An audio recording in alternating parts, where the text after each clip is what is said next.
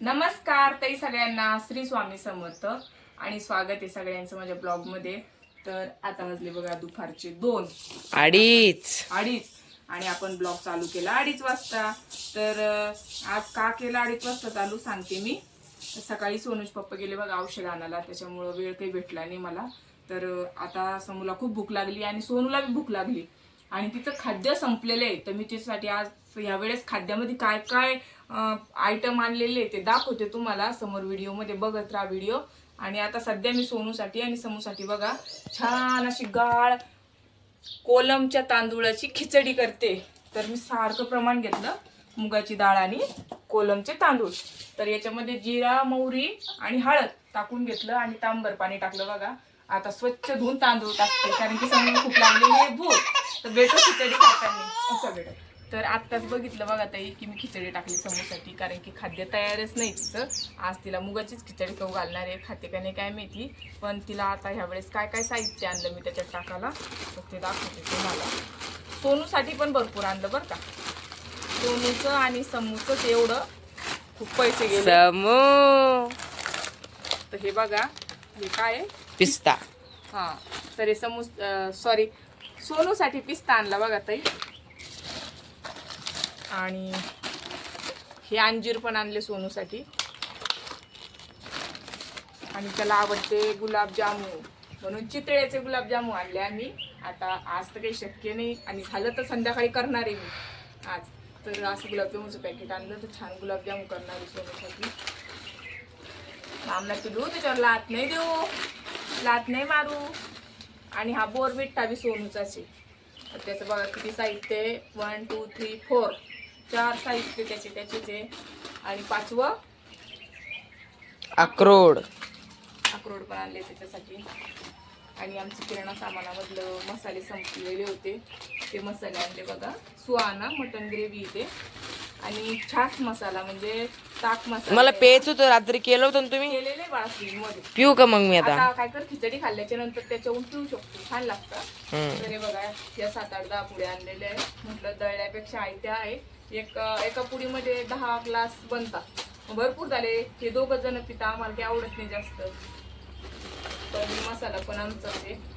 आणि आता चिमुकलीचं बघू आपल्या काय काय साहित्य येतं. समूचं 100 ग्रॅम बदाम, 100 ग्रॅम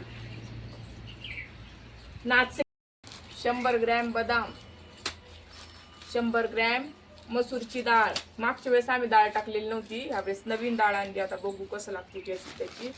100 ग्रॅम नाचणी, 100 ग्रॅम उडीद डाळ, सॉरी मठाची डाळ, 100 ग्रॅम उडदाची डाळ, 100 ग्रॅम हरभऱ्याची डाळ, 100 ग्रॅम मुगाची डाळ, 100 ग्रॅम ज्वारी. आणि गहू आपण आपले घरचेच टाकणार आहे बघा ते. आणि कोलमचे तांदूळ आणले 100 ग्रॅम, चांगले असतात म्हणजे ते. 100 ग्रॅम काजू, 100 ग्रॅम जिरं. माझी मम्मी सगळ्या खाद्यामध्ये जेवढं प्रमाण घेते तेवढं जिऱ्याचं प्रमाण घेते, त्याच्यामुळं पोट पण साफ होतं आणि काहीच त्रास होत नाही समूला. त्याच्यामुळं पूर्ण जिरं मी टाकणार आहे बघा. आणि इकडं आणलेले आता हे खोबरं आणि चारोळी. तर एवढं सगळं साहित्य बसलं 1850 रुपयामध्ये. खूपच महाग आहे बघा ताई. तर संध्याकाळी मी तुम्हाला दाखवणार आहे समोर व्हिडिओमध्ये. मस्त छान भाजते आणि त्याला मस्त दळून घेते. आता मला याच्यात एकच प्रश्न पडलेला आहे की मला समूच्या याच्यामध्ये अक्रोड टाकायचे होते, तर त्याला भाजता की नाही हेच माहीत नाही.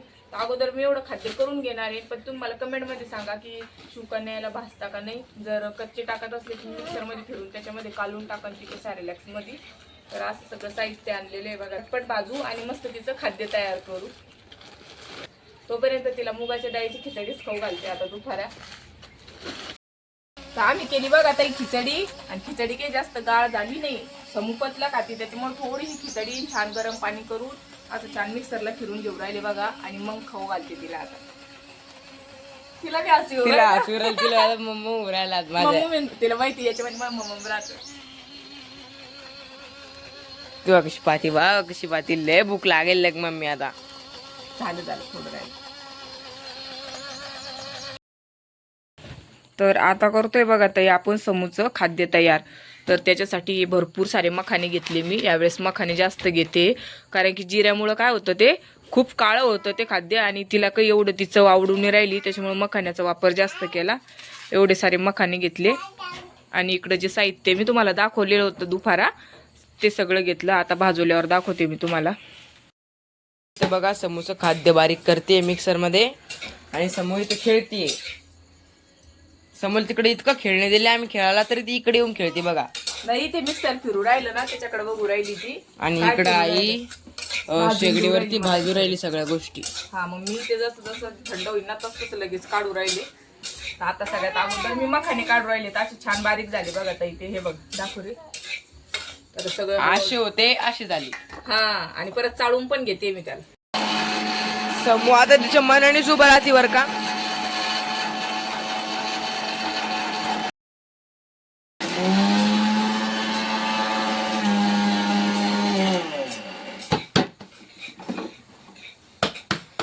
किती राहिलं मम्मी? आता हे बघा याच्यामध्ये भरपूर डाळी आम्ही मिक्सर मधून गाळून टाकल्या. आता कलर पण बदलला बघा मखाण्याचा. पांढरा कलर होता आता कलर बदलत चालला. आणि आता मी काढले तांदूळ पण चाळून काढते चांगले.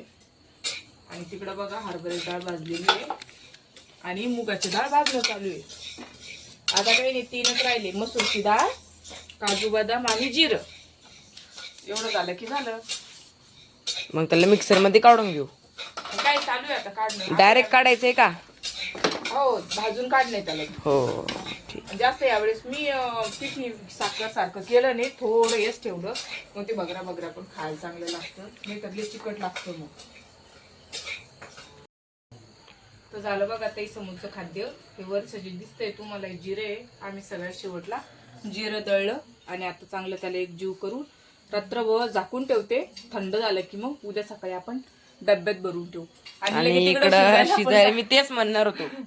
शिजायला टाकलं कारण की पूर्ण संपलेलं होतं तिचं. तिने आई तर सॅरेलॅक्स म्हणजे जे आपण दुकानचं आणतो तेच खाल्लं 2-3 दिवस. पहिला डब्बा होता आमच्या घरामध्ये तर ते काही तिला चव आवडली नाही. मग आज आम्ही करूनच घेतला. आता एक छान 1-2 महिने जातं.